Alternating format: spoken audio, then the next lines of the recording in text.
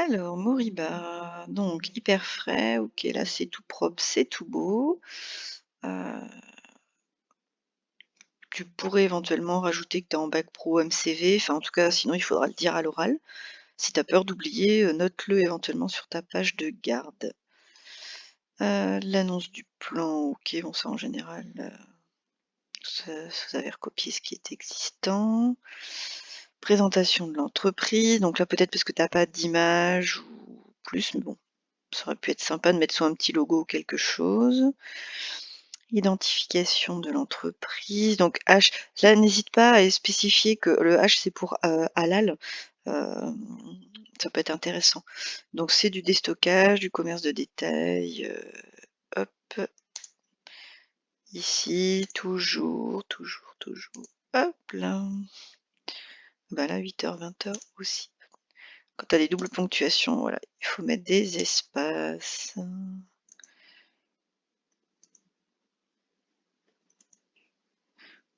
Ce sera plus joli, voilà. Bon, en général, 8h, 20h, t'en mets pas forcément, mais là, je trouve que ça fait plus. C'est un peu plus clair, comme on est sur un diapo. Ok. Alors, pareil, 89 000 Auxerre, 11 bis rue des Fourneaux. Normalement, c'est plutôt l'inverse. Je crois que c'est aussi Luigi qui me fait ça. 11 bis rue des Fourneaux à Auxerre. Inverse, là, les deux. Analyse de l'offre commerciale. Alors, même chose, pourquoi là, c'est pas souligné et là, c'est souligné? Bizarre. Type de gamme, donc moyenne gamme.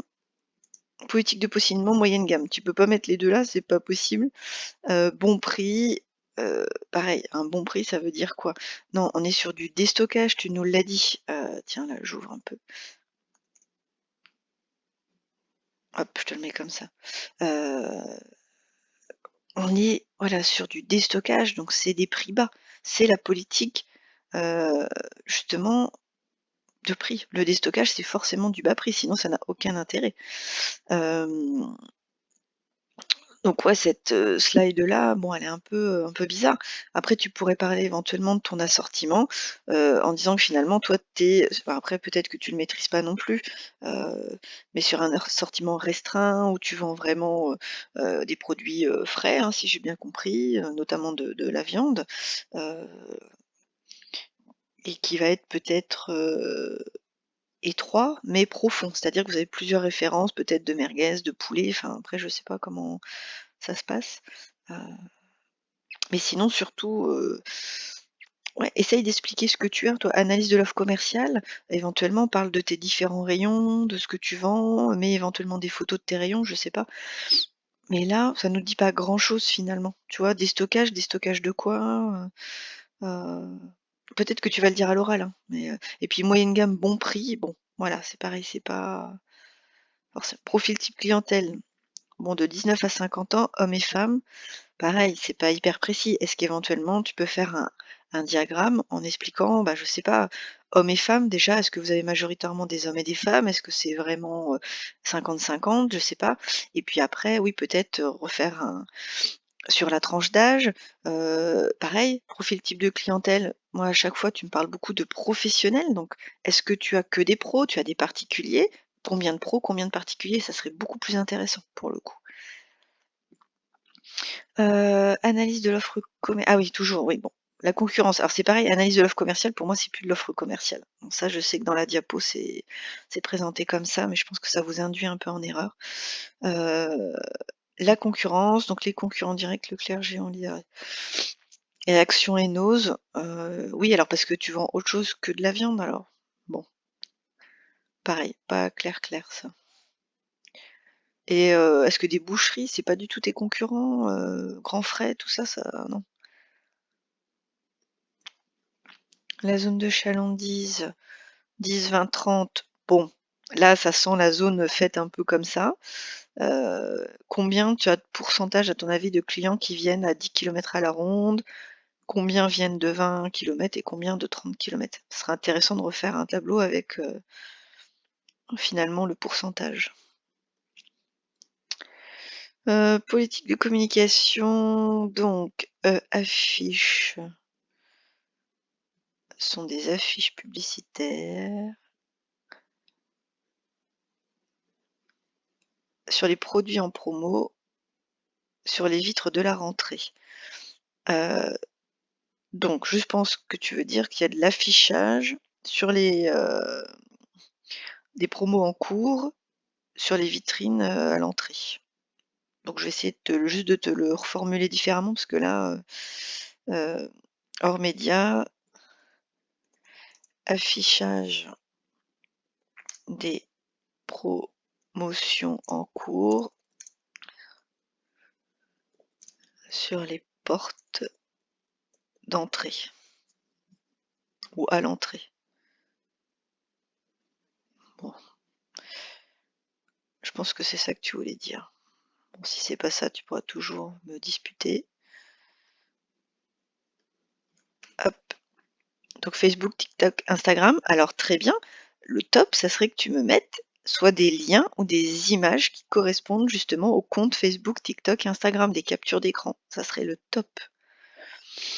Diagnostic, force et faiblesse. Alors, produits de moyenne gamme et bonne qualité. Alors, bon, moyenne gamme et bonne qualité. Moyenne gamme, ça veut dire justement que c'est une gamme moyenne. En fait, c'est antinomique. Je pense que tu veux aussi dire bon rapport qualité-prix. Parce que là, ça veut rien dire ça. Produit de moyenne gamme et bonne qualité. Bon, je vais pas y toucher parce que je veux pas tout toucher, mais je pense que toi, tu veux peut-être parler du bon rapport qualité-prix, c'est-à-dire que c'est de la bonne qualité par rapport au prix qu'on propose. Mais bon prix, bah, c'est pareil. Tu pourrais mettre politique de prix, agressive ou des choses comme ça pour dire que vraiment, tu c'est vraiment pas cher, quoi. Emplacement de l'entreprise. Donc effectivement, vous êtes dans la zone des Clarions, c'est un bon emplacement. Alors, faiblesse, plusieurs produits de date à date courte.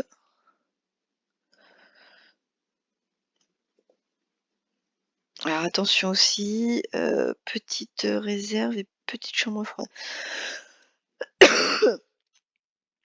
Là, ça serait moi je tournerais ça plutôt en endroit de stockage, heu, faible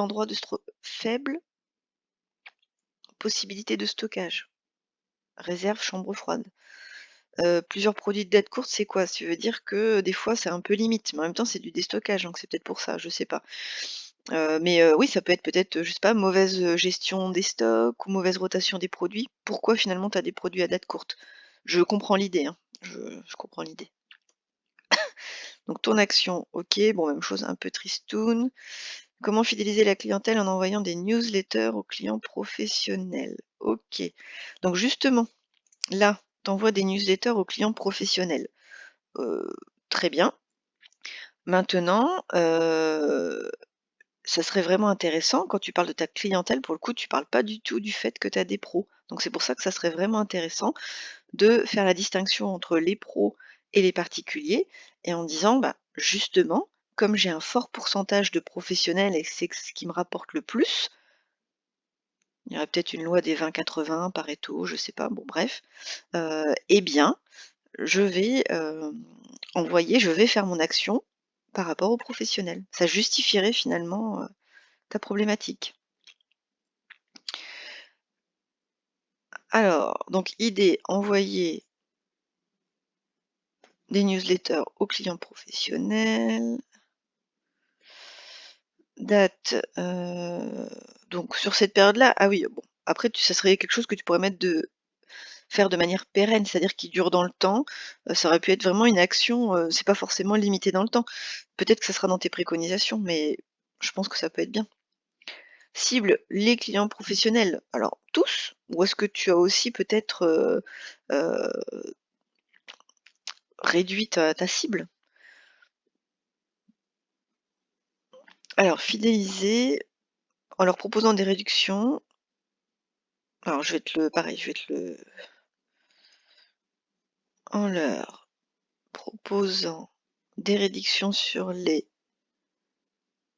nouveaux arrivages de marchandises. Fidéliser en leur proposant des réductions sur les nouveaux arrivages de marchandises. Bah, du coup, il y a pas besoin de que nous allons recevoir.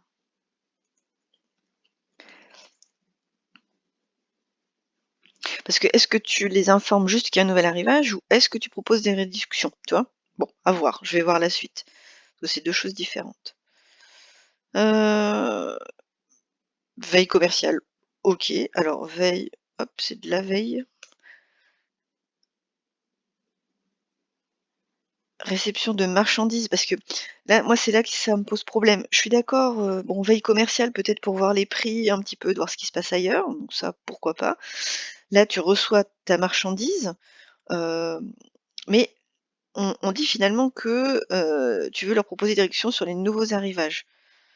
Moi, j'ai l'impression que vraiment c'est quelque chose que tu vas renouveler, alors que là, finalement, il semblerait que ça soit sur vraiment une date très courte. Attends. Puisque c'est marqué, ici que ça va pas durer très longtemps finalement. Ça va durer 5 jours. Toi, début de l'action, non, envoie des mailings éventuellement. Alors peut-être que c'est le 4 que tu envoies les mailings, mais ton action de fidélisation, elle commence justement, planning des tâches, dès le départ. Elle commence dans ta veille commerciale, ça fait partie de ton action de faire de la veille commerciale, de recevoir la marchandise pour justement mettre en place, cette action en particulier. C'est pas hyper clair, hein. Les produits que vous proposez, alors pareil, bon ça c'est bien, mais toi les produits que nous proposons, c'était presque mieux de mettre ça au tout départ quand tu présentais ton entreprise, c'est-à-dire tout ce que vous proposez. Là, est-ce que c'est les produits finalement que tu proposes ou les produits concernés par l'offre? C'est plutôt ça à mon avis, c'est les produits qui sont concernés par ton envoi de mailing, à mon avis. Là pareil, c'est enfin noir sur fond gris, on voit rien. Pareil, bah, tu vois, négociation avec les fournisseurs, tu parles absolument pas ici. Donc tu dis que tu as eu des difficultés, mais tu parles même pas dans les tâches effectuées. Donc pareil, ça n'a pas vraiment de sens et c'est pas logique. Alors que c'est au niveau, non, sont au niveau. Les contraintes sont au niveau des négociations de prix avec le fournisseur. Parce que oui, alors peut-être que tu vas l'expliquer à l'oral, mais en disant que oui, tu négocies des prix sur de la marchandise, mais auquel cas, ta problématique, enfin, si c'est vraiment ça, ta problématique, ça devrait peut-être être, alors attends, on est où? Je sais plus. Comment fidéliser la clientèle en proposant des offres spécifiques avec remise, des offres promotionnelles par mail. Parce que vraiment une newsletter, c'est un mail qui revient toutes les semaines pour informer. Alors il y a peut-être 2 choses, peut-être que tu peux faire ça et aussi proposer une action spécifique pour lancer ce système de newsletter, je sais pas. Là, pour moi, tu as 2 choses différentes. Une newsletter, c'est vraiment un envoi régulier. Là, à mon avis, ce que tu décris, c'est plutôt une promo sur des produits pendant 5 jours et finalement qui est destinée à tes professionnels, à tes clients professionnels et tu les as avertis par mail. C'est pas la même chose. Donc, faut juste choisir ce que tu veux faire. Soit tu fais les 2, mais il faut bien le présenter, quoi. Heu, mise en œuvre, donc ah bah, là, alors mise en œuvre, là, on avait mise en œuvre, contrainte. Là, on a la diapo, je ne sais pas à quoi elle sert. Bon, alors évaluation de l'action. Taux d'encartage, accord, refus. Encartage de quoi? Ça ressemble aux diapos de Erwan. Alors je sais pas si c'est parce que tu l'as récupéré, mais je ne vois même pas le rapport. Taux d'encartage, accord, refus. Tu m'as jamais parlé de carte. Donc là, non. Client revenu acheté suite à la création de la carte. Quelle carte? Tu m'en as jamais parlé. Mais alors jamais. Donc là, ça arrive comme un cheveu sur la soupe, je ne comprends rien. Donc ouais, là vraiment, 5 acheteurs, non acheteurs, je ne comprends rien. Montant de chaque panier. Donc là, c'est les 5, 1, 2, 3, 4, 5, donc ça c'est quoi? Acheteurs. C'est oui, alors je vois bien, hein, c'est sympa, hein, pour le coup, en couleur, tout ça. C'est le panier effectivement de chaque acheteur. Bon, est-ce que fallait le mettre en diagramme? Pour le coup, c'est pareil, je suis pas sûre que ça soit la meilleure façon de le présenter. Parce qu'en général, ça, c'est sur une base 100. Heu, ouais, là, je comprends rien pour le coup. Plusieurs clients inactifs sont revenus grâce aux emails, tant mieux, mais pareil, clients inactifs, enfin, tu parlais pas forcément de clients inactifs. Point faible, 40 des clients professionnels ont refusé la proposition. Bah, alors est-ce qu'ils ont refusé ou est-ce qu'ils ont pas répondu tout simplement? Et amélioration, faire plus de communiqués, je vois pas non plus ce que tu veux dire, mais alors ça serait comme ça, des communiqués, mais des communiqués de quoi?